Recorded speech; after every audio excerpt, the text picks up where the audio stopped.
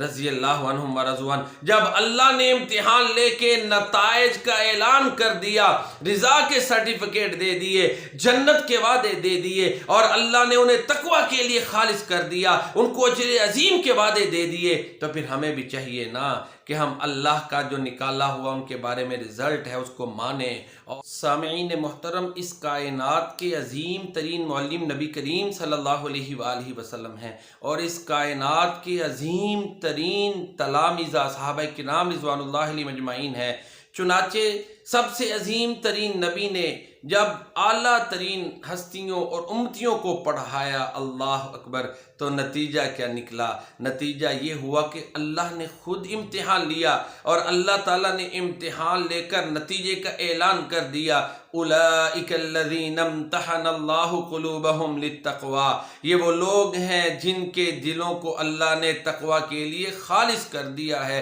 چن لیا، ان کے دلوں کو پرکھا، پرکھنے کے بعد انہیں تقوی کے لیے خالص کر دیا کہ یہ پاس ہو گئے، ان کو ریوارڈ مل گئے، انعامات مل گئے، ان کو یہ بھی انعام ملا، رضی اللہ عنہم ورضوان، اللہ ان سے راضی، یہ اللہ سے راضی۔ اور پھر جتنے بھی لوگ میرے نبی کی کلاس میں بیٹھے، دیکھو نا برکتیں ہیں نا اللہ کے نبی صلی اللہ علیہ وسلم کی کلاس کی، تلامذہ کی، وہ کلاس کی برکتیں ہیں اور تلامذہ کو حاصل ہوئیں۔ حدیث کا مفہوم ہے، کام، کسی اپنے کام سے جا رہا ہے، دینی محفل میں بیٹھ جاتا ہے تو اللہ ان کے لیے بخشش کا اعلان کر دیتے ہیں۔ تو جو میرے نبی کی محفل میں بیٹھے اور بطور متعلم بیٹھے، ان کے کیا کہنے؟ اس لیے اللہ نے ان سب سے کہہ دیا وَكُلًّا وَعَدَ اللَّهُ الْحُسْنَى، اللہ کا سب سے اچھا وعدہ ہے، جو فتح مکہ سے پہلے مسلمان ہوئے، جو صلح حدیبیہ سے پہلے ہوئے، بعد میں ہوئے۔ کوئی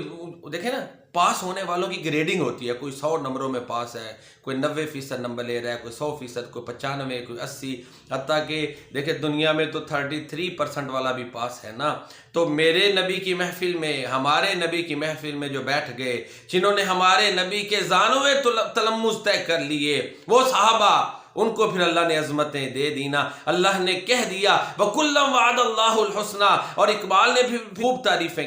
کیا تو نے صحرا نشینوں کو یکتا، خبر میں نظر میں اذان سحر میں، طلب جس کی صدیوں سے تھی زندگی کو، وہ سوز اس نے پایا انہی کے جگر میں، کشادے در دل سمجھتے ہیں اس کو، ہلاکت نہیں موت ان کی نظر میں، رضی اللہ عنہم ورضوان۔ جب اللہ نے امتحان لے کے نتائج کا اعلان کر دیا، رضا کے سرٹیفکیٹ دے دیے، جنت کے وعدے دے دیے، اور اللہ نے انہیں تقوی کے لیے خالص کر دیا، ان کو اجر عظیم کے وعدے دے دیے، تو پھر ہمیں بھی چاہیے نا کہ ہم اللہ کا جو نکالا ہوا ان کے بارے میں رزلٹ ہے اس کو مانیں، اور ہمیں یہ چاہیے کہ ہمارا عقیدہ قرآن و سنت سے ماخوذ ہو۔ اللہ تعالیٰ ہمیں قرآن و سنت سے اپنے عقائد اپنانے کی توفیق